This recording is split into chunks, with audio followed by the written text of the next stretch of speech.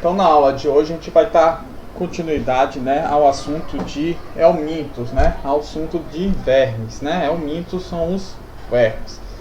E hoje a gente vai falar dos nematelmintos, que são outros tipos de vermes, né, que também são parasitas e alguns, né, são de vida livre também.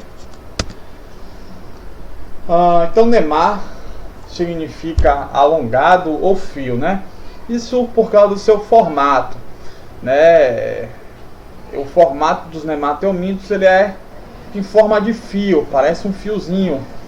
E, né, então nema significa alongado ou fio. Helminto significa verme. Então verme em forma de fio, verme alongado, tanto faz. E, né, como eu já tinha dito, esses helmintos, né, esse tipo de helminto, né, o nematelminto, ele pode ser parasita ou de vida livre, certo? Quando parasita, ele parasita, né, principalmente aves e mamíferos, certo? São parasitas principalmente de aves e mamíferos. E quando de vida livre, eles ocupam sempre ambientes aquáticos, né, que pode ser marinho ou de água doce. Então, uma característica especial, né, desses helmintos, na verdade é uma característica que só vai ser encontrada nos helmintos, nesses nematelmintos, é o pseudoceloma. Então, eles são pseudocelomados. O pseudoceloma é uma característica exclusiva dos nematelmintos. Não existe nenhum outro tipo de animal esse tipo de cavidade, né? Lembre-se que os poríferas, os quinidários e os platelmintos são todos acelomados, ou seja, não tem a cavidade celomática. Já os helmintos, ou já os nematelmintos, eles possuem um pseudoceloma. Pseudo significa falso, certo? Então eles têm uma falsa cavidade, né, que abriga os órgãos. Na verdade, essa cavidade ela só tem a função de abrigar o sistema excretor e o sistema digestório. Então, é um pseudoceloma porque ele é um falso celoma. Ele não abriga outros sistemas. Ele é uma cavidade que só abriga o sistema excretor e o digestório. O restante dos sistemas dele é fora dessa cavidade. Então, por isso que dizemos que é um pseudoceloma. Então, lembre-se que o celoma em seres adultos ele vai dar origem, né? Estou repetindo isso várias vezes. O celoma nos seres adultos ele vai dar origem à cavidade abdominal e à cavidade torácica. É justamente na cavidade abdominal e torácica que está a maioria dos nossos órgãos. Então, o pseudoceloma porque a cavidade desses seres é diminuta e só abriga o sistema excretor e o sistema gastrointestinal, né, o digestório. Né? Assim como os platelmintos, eles também são seres triblásticos, ou seja, tem ectoderme, endoderme e mesoderme.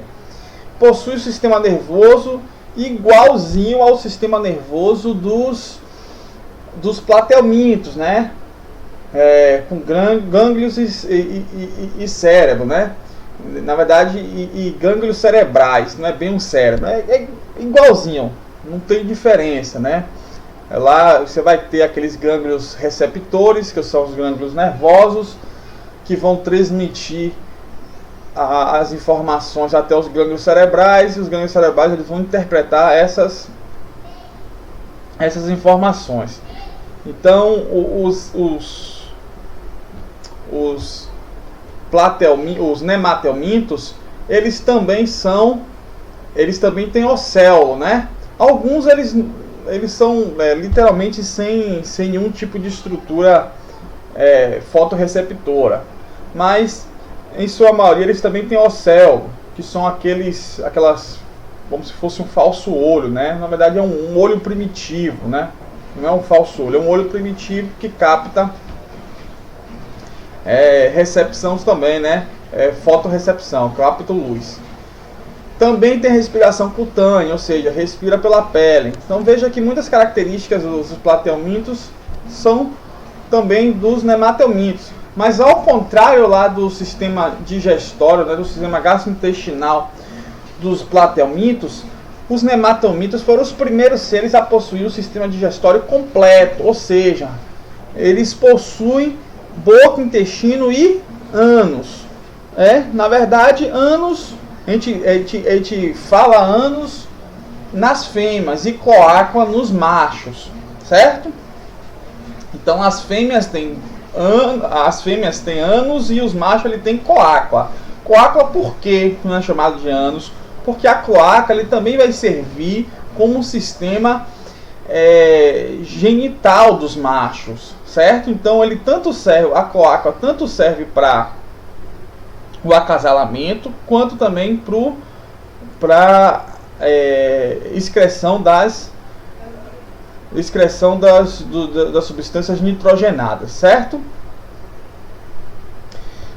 Assim também como os platelmintos não possuem sistema circulatório e sua locomoção, né, também é ciliada, certo? É ciliada quando de vida livre. Quando parasita, eles não têm nenhum tipo de sistema locomotor.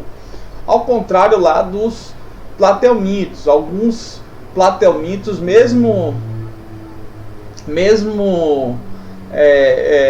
parasita, eles possuem, né, um sistema locomotor. No caso dos nematelmintos, quando parasita, são todos sem sistema locomotor. Na verdade, eles também não precisam, né, de um sistema locomotor dentro de um organismo. Eles não precisam se locomover, certo? E ao contrário dos platelmintos, os nematelmintos são todos dioicos. Então eu estou fazendo essa comparação, né? É bom que vocês vejam essa comparação, porque as questões vestibulares eles gostam de comparar principalmente esses dois filos do reino animal, nematelminto e platelminto. Então, recapitulando, né? O sistema digestório dos platelmintos é incompleto. O sistema digestório dos nematelmintos é completo. Porque o sistema digestório dos nematelmintos, dos platelmintos não tem ânus. Já o sistema digestório dos nematelmintos ele tem um ânus também, né? Tem boca, intestino, né? Cavidade intestinal e ânus. Os platelmintos eles são acelomados. O nematelmintos ele tem pseudoceloma. A locomoção de vida livre é exatamente igual, é ciliados, por cílios. Mas os parasitas nematelmintos, eles são todos, né, sem sistema locomotor. Os platelmintos, eles são dioicos, todos dioicos. Os platelmintos não, os nematelmintos são todos dioicos. Os platelmintos, eles possuem algumas espécies hermafroditas. Então aí está algumas das comparações entre eles. Deixa eu ver se eu estou esquecendo alguma. Não, né? E o próprio nome, né? Platelminto significa verme achatado, né? Nematelminto significa verme alongado ou verme em forma de fio. Então aí as principais comparações entre os platelmintos e os nematelmintos. Pronto. Então o sistema reprodutor dos nematelmintos no sistema reprodutor dos nematelmintos é praticamente igual. A diferença é que as fêmeas elas possuem poro genital e os machos não. Também tá aí também uma diferença entre os platelmintos e os nematelmintos, né? Que os platelmintos, os dois, tanto o macho quanto a fêmea, na verdade, né, não existe a maioria não existe essa diferença, já que eles são hermafroditas, mas mesmo sendo machos, mesmo sendo dioicos, né, ambos têm o poro genital, né? Tem poro genital. Aqui nos nematelmintos, só quem tem o poro genital são as fêmeas, certo? Os machos, eles possuem a cloaca, que tanto serve, como eu já tinha dito, tanto serve na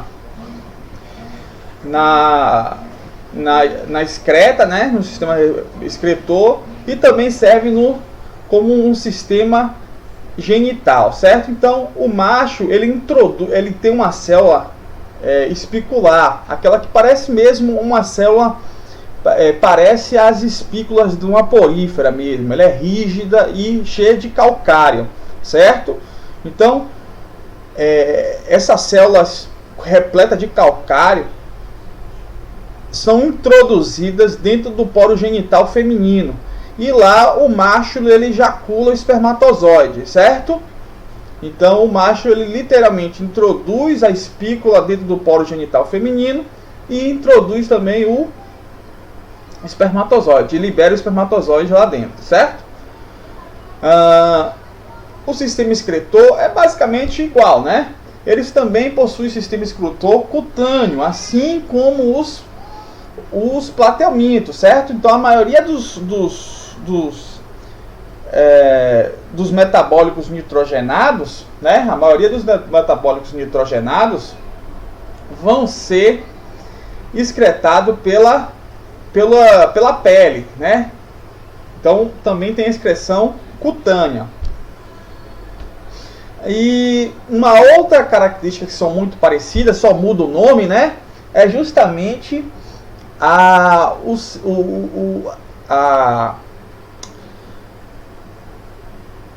o sistema excretor, né? Veja que lá nos platelmintos, os platelmintos eles têm os protoneofrídeos. Esses aqui, né, os nematelmintos, eles também têm protoneofrídeos. Mas as células que compõem os protoneofrídeos dos platelmintos é chamado de células flamas.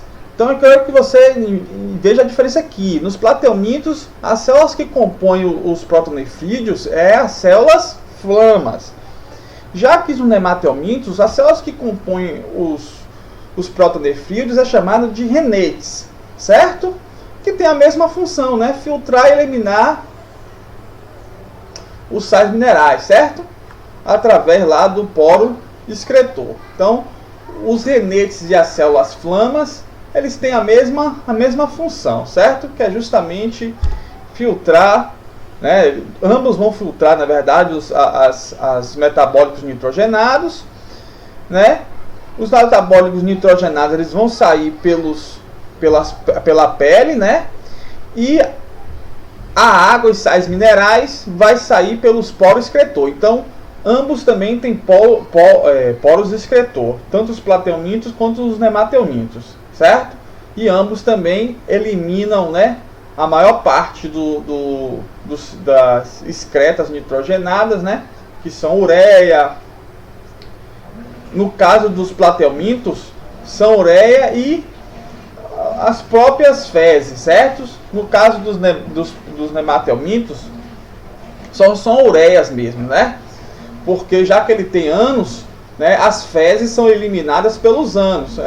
Tem essa pequena diferença mesmo, né? Nos platelmintos, os restos nitrogenados são eliminados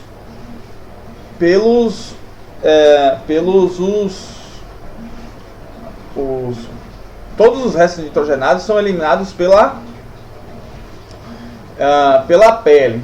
No caso dos nematelmintos, as fezes elas são eliminadas pelo ânus, certo? Mas a ureia, né, ela é eliminada pela pele, certo?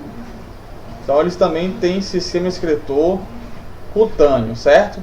Na verdade, o nematelmínio ele tem 3 tipos, vamos dizer assim, de sistema excretor, né?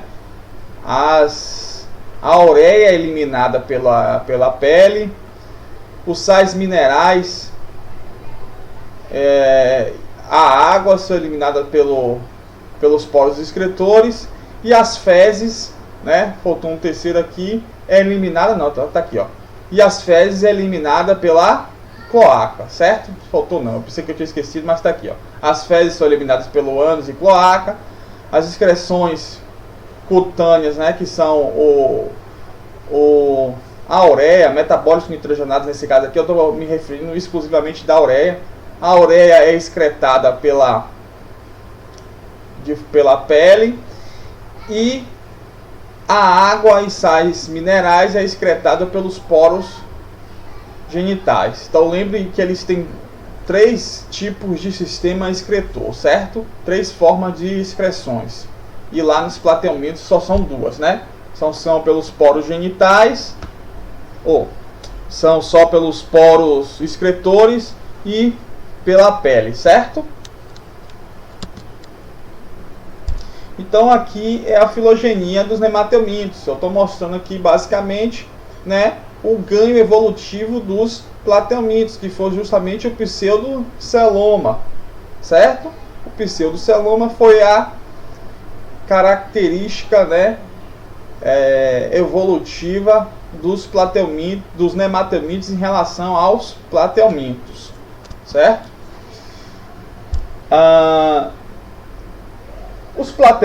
Assim como os plateumintos, os nematelmintos, eles estão divididos em classes, certo? Mas eles têm poucas, vamos dizer assim, não são muito estudados, tem pouca referência bibliográfica. Então, geralmente a gente não estuda muito as classes dos nematelmintos, mas lógico que como todo animal ou todo ser vivo, ele tem uma classificação. Mas ele não é, a classificação dos nematelmintos, ela não é muito, não tem muita referência bibliográfica, então os livros não gostam muito de colocar, certo? Mas um principal, um dos vermes, né, mais evidentes, mais comum, vamos dizer assim, dos nematelmintos é o Ascarilubricoides, certo? Que causa uma doença chamada ascaradíase, que nada mais é que aquela lombriga, certo? Popularmente chamado de lombriga, certo? Então a Ascarilubricoides é a lombriga, que é um parasita de mamíferos e aves, certo? Então são parasitas exclusivamente de mamíferos e aves, certo? Então as lombrigas, uma outra característica dos nematelmintos, né, na verdade dessa lombriga, desse Ascarilubricoide, que ao contrário dos parasitas dos plateumintos, né, ao contrário, por exemplo, da tênia e da tênia, ele não precisa, por exemplo, de um hospedeiro intermediário. Então, o ser humano contaminado pode contaminar um outro ser humano. Lembre-se que a tênia, né, a própria esquistossomose também, ele precisa de um parasita intermediário. A esquistossomose, ele precisa do caramujo como hospedeiro intermediário para que ele possa dar origem, né, às larvas cercárias, e as larvas cercárias contaminar o ser humano. Os nematelmintos não.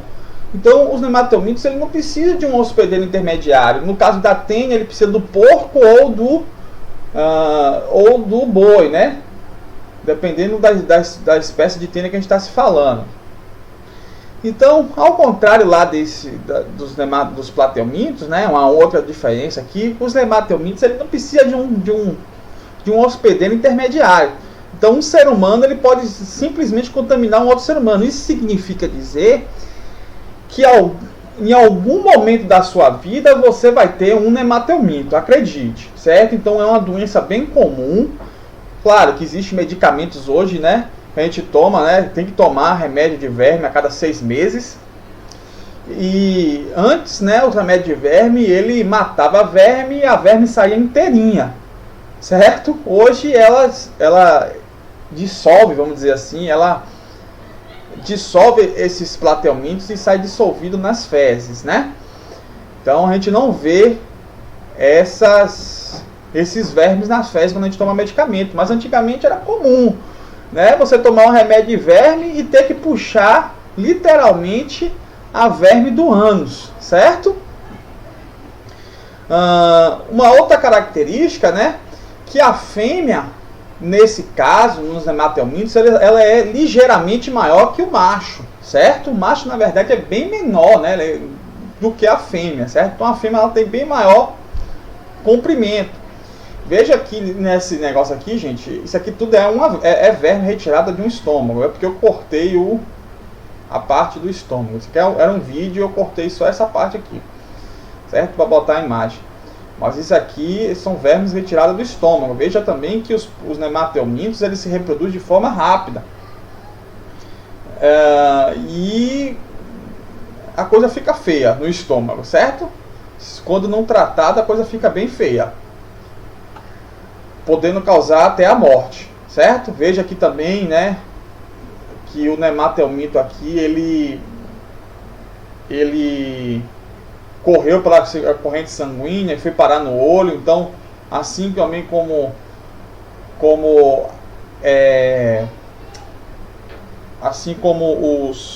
a tênia também, ele pode cair na corrente sanguínea. Na verdade, esses animais, é mais comum que ele caia na corrente sanguínea e chegue a outros órgãos além do intestino do que a própria tênia, certo? Então é mais comum, existe vários casos de nematelmitos no sistema respiratório, nematelmitos no sistema respiratório, nematelmitos no olho, né, no sistema nervoso, lá no cérebro, no sistema cardiovascular, no coração. Então são vermes que, quando não tratado de uma forma rápida, eles podem estar contaminando outros sistemas do corpo e causando diversos e severos problemas, certo? Então vamos falar agora, né, sem mais delongas, vamos falar do ciclo de vida.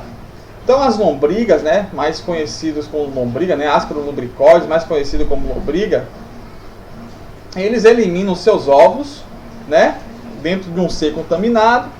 Ele elimina os seus ovos lá no intestino, né? O ciclo de vida dele é bem simples. Vai eliminar os ovos no intestino. O mamífero contaminado, ele vai defecar.